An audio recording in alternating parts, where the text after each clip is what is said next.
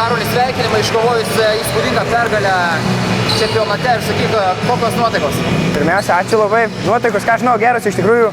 Varžybų pradžia susiklostė labai sunkiai ir tikėjomės, kad ir mūsų buvo mažai, tačiau tikėjomės, kad laimėsim lengviau, nes esam vyresni, stipresni, tačiau mūsų gynyba buvo gan prasta ir mums įmetė tikrai labai daug tritaškių pradžioje, dėl ko 20 taškų varžovai buvo atitrūkę ir ko pasekoje buvo labai sunku prisivyti mums juos.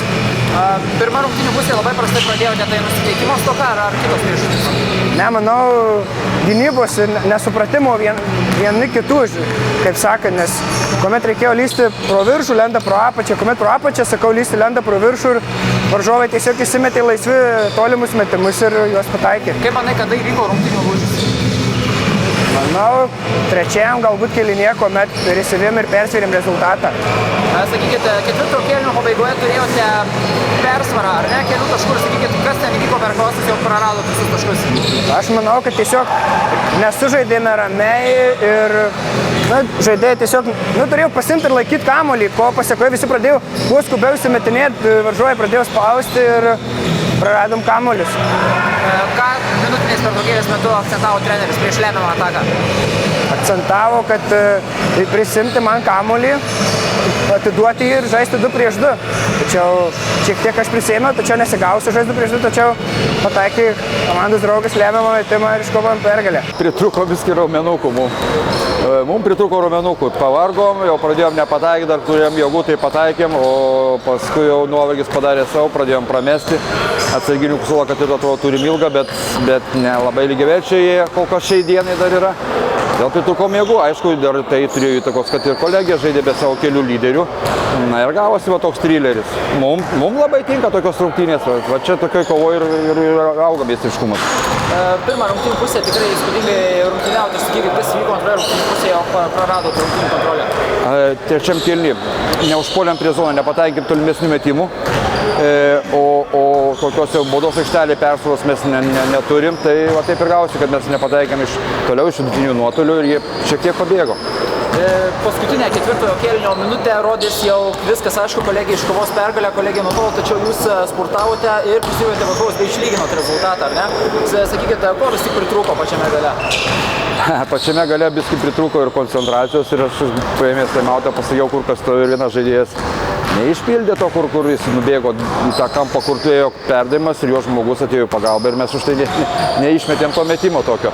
Tiesiog, žinot, vaikinai yra jie akis dega ar ką kitą siklę, arba išgirsta, arba neišgirsta, arba išgirsta, bet nesupranta, arba iš to įkarščio nubėga ten, kur neturėtų nubėgti. Bet čia su jaunai žaidėjas tai būna, nieko nepadarys. Sakykite, apskritai, jūs patenkintas šiomis rungtynėmis? Labai patenkintas tokiom rungtynėm, svarbiausia, kad mums tokių rungtynių reikia, taškas į tašką, tokių kietesnio vyriško tokio krepšinio, tegu jie viskai paragauja ir taip ir charakteris ugdomas, kada pasirodo charakterį turi komanda, gali pralošinėdama per mažiau nei minutę 6 taškus išlygyti rezultatą.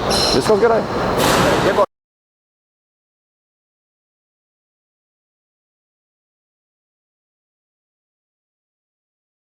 Iš pradžių buvo pirmas kėlinys labai šauni pradžia, tačiau į galą mes atsileidome, gynybą paleidome, aišku, PXNX komanda padarė išvadas per savo pirmąją minutinę ir štai jie išsiveržė.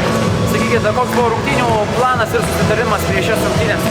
Iš tikrųjų, rungtynių planas buvo kovoti dėl kiekvieno kamuolio, atiduoti kuo daugiau kamuolio laisviems žaidėjams. Manau, pusė to mes įvykdėme ir nematome labai didelio skirtumo. Kaip manai, kada palūžo vis tik atletų komanda? Antrajame kėlinyje, kada jau PXNX komanda pradėjo sparčiai spurtuoti į priekį ir tiesiog palūžo.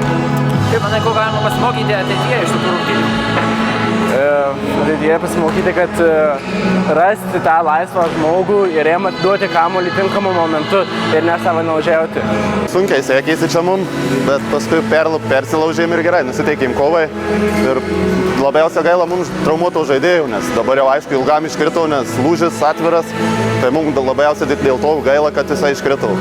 Sakyk, atleto komanda ir kaip ruošitės kovoti prieš šią ekipą? Paprasčiausia, ką treniruotis, mes tik porą kartų treniruojamės į savaitę ir viskas.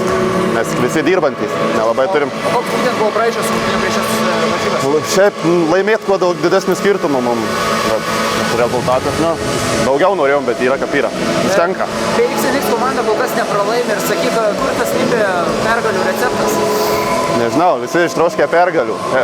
Pernai liko antrinų, norėtum, nežinau, patekti mums į ketvirtą. Kaip manot, ar PXNX komanda dar sulauks rimtesnio pasipriešinimo? Taip, liudvinavo stipriaus abi dvi komandos. Iš tikrųjų, yra neblogų komandų, nes labai daug traumuotų turim žaidėjų. Tai nežinia, ką pasisuks toliau viskas. O sakykite, kaip spręsit iškritusio žaidėjo problemą?